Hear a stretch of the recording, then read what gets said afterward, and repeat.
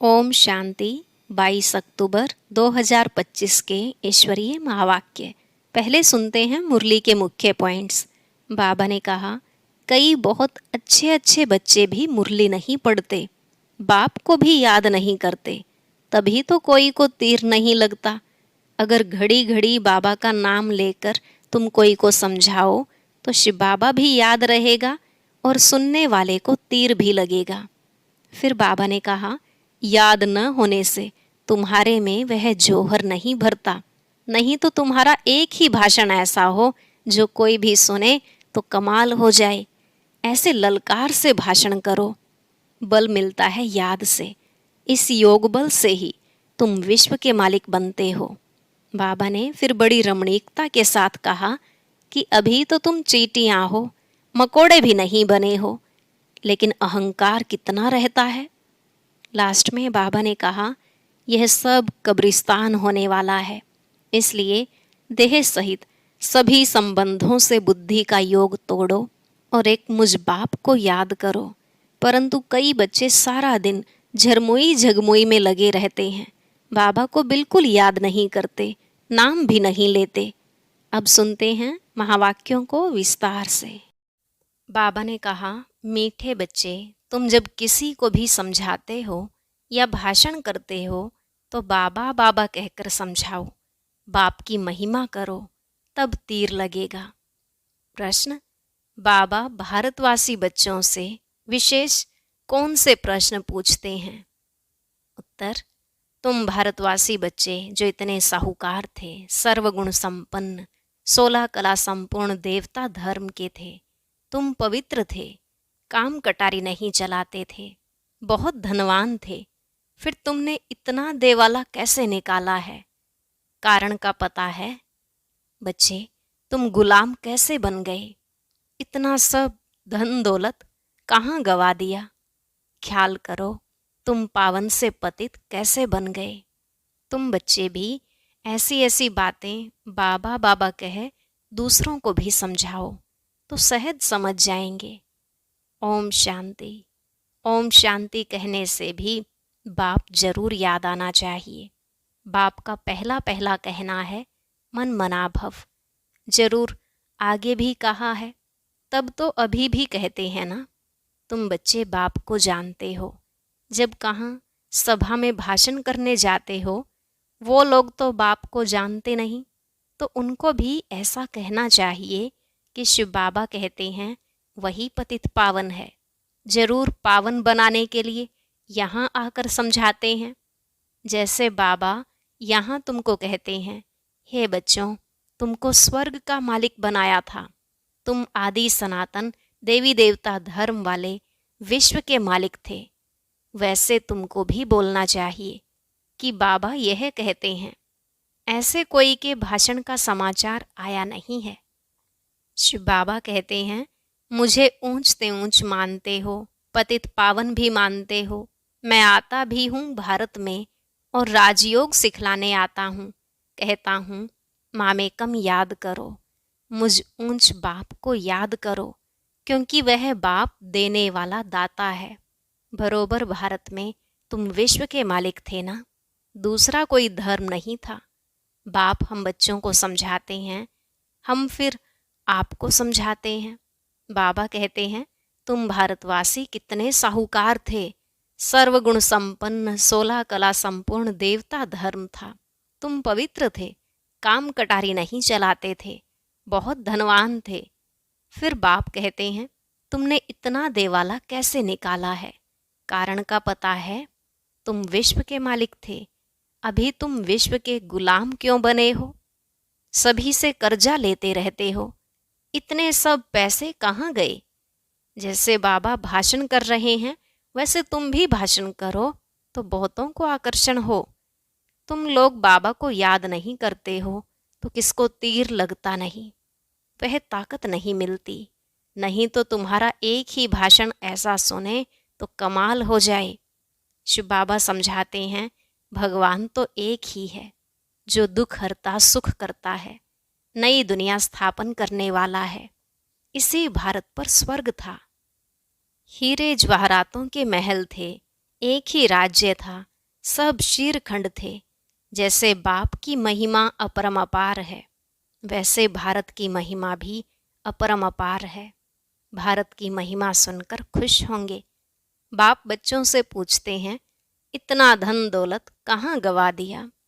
भक्ति मार्ग में तुम कितना खर्चा करते आए हो, कितने मंदिर बनाते हो? बाबा कहते हैं, ख्याल करो तुम पावन से पतित कैसे बने हो। कहते भी हो ना, बाबा दुख में आपका सिमरन करते हैं, सुख में नहीं करते। परंतु दुखी तुमको बनाता कौन है? घड़ी घड़ी बाबा का नाम लेते रहो, तुम बाबा का संदेश देते हो।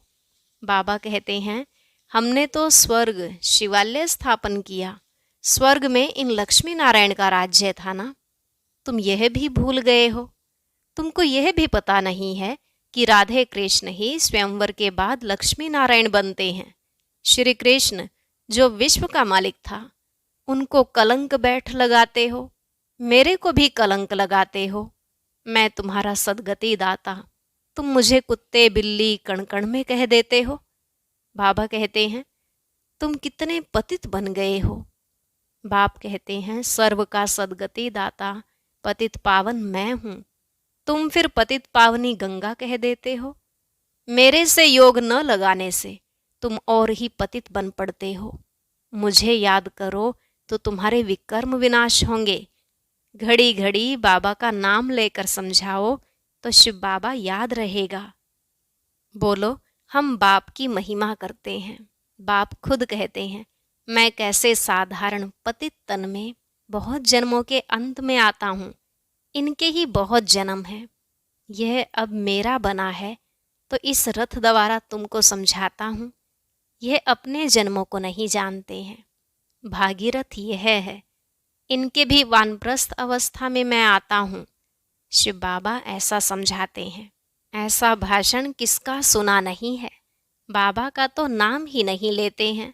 सारा दिन बाबा को तो बिल्कुल याद ही नहीं करते हैं। झरमुई झगमुई में लगे रहते हैं और लिखते हैं कि हमने ऐसा भाषण किया, हमने यह समझाया। बाबा समझते हैं कि अभी तो तुम चींटियां हो, मकोड़े भी नहीं बने हो, और अहंकार कितना रहता है। समझते नहीं हैं कि शिव बाबा ब्रह्मा द्वारा कहते हैं। शिव बाबा को तुम भूल जाते हो, ब्रह्मा पर झट बिगड़ते हैं।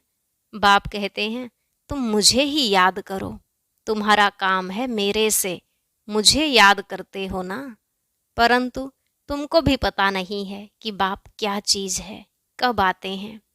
गुरु लोग तुमको कहते हैं कि कल्प लाखों वर्ष का है, और बाप कहते हैं कि कल्प है ही 5000 वर्ष का।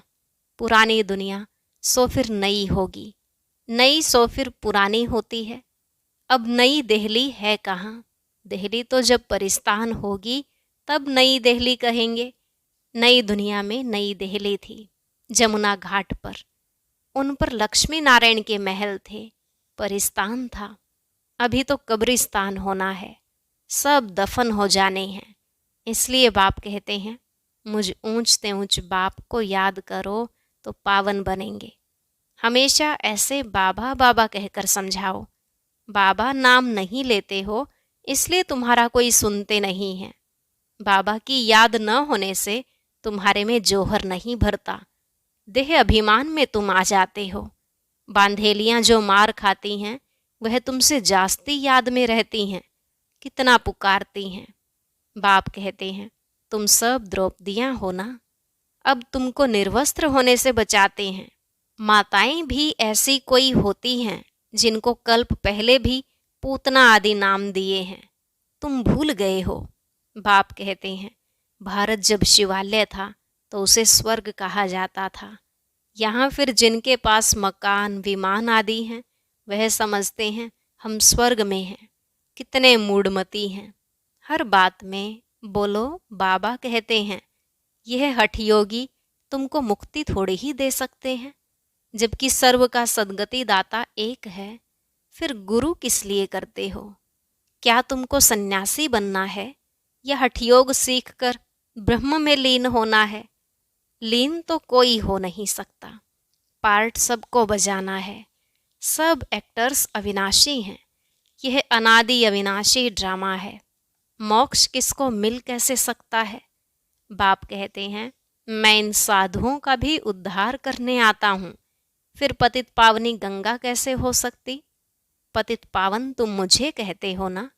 तुम्हारा मेरे से योग टूटने से यह हाल हुआ है। अब फिर मेरे से योग लगाओ तो विकर्म विनाश होंगे।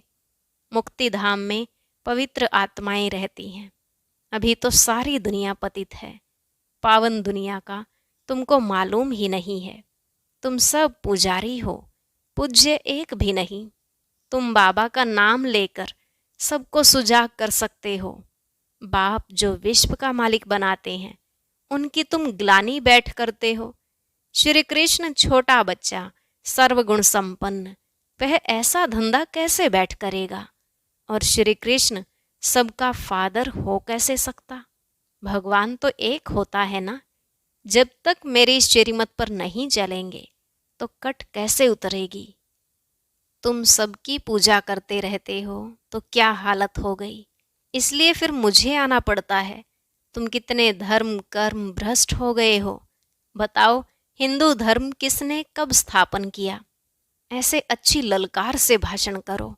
तुमको घड़ी घड़ी बाप याद ही नहीं आता है।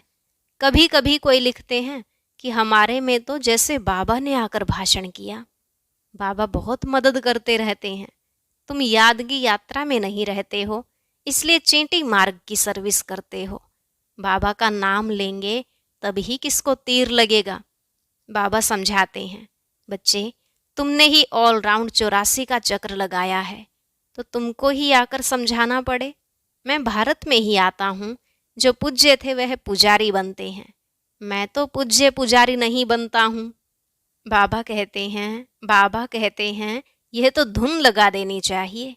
तुम जब ऐसे ऐसे भाषण करो, जब ऐसा हम सुने तब समझे कि अब तुम चींटी से मकोड़े बने हो। बाप कहते हैं, मैं तुमको पढ़ाता हूँ, तुम सिर्फ मामेकम याद करो। इस रथ द्वारा तुमको सिर्फ कहता हूँ कि मुझे याद करो। रथ को थोड़े ही याद करना है। बाबा ऐसे कहते हैं। बाबा यह समझाते हैं, ऐसे ऐसे तुम बोलो, फिर देखो तुम्हारा कितना प्रभाव निकलता है। बाप कहते हैं, देह सहित सभी संबंधों से बुद्धि का योग तोड़ो। अपनी देह भी छोड़ी तो बाकी रही आत्मा। अपने को आत्मा समझ मुझ बाप को याद करो। कई कहते हैं, अहम ब्रह्मस्मि, माया के हम मालिक हैं। बाप कहते हैं, तुम यह भी नहीं जानते कि माया किसको कहा जाता और संपत्ति किसको कहा जाता है। तुम धन को माया कह देते हो। ऐसे ऐसे तुम समझा सकते हो। बहुत अच्छे अच्छे बच्चे मुरली भी नहीं पढ़ते हैं। बाप को याद नहीं करते तो तीर नहीं लगता, क्योंकि याद का बल नहीं मिलता है। बल मिलता है याद से, जिस योग बल से तुम विश्व के मालिक बनते हो।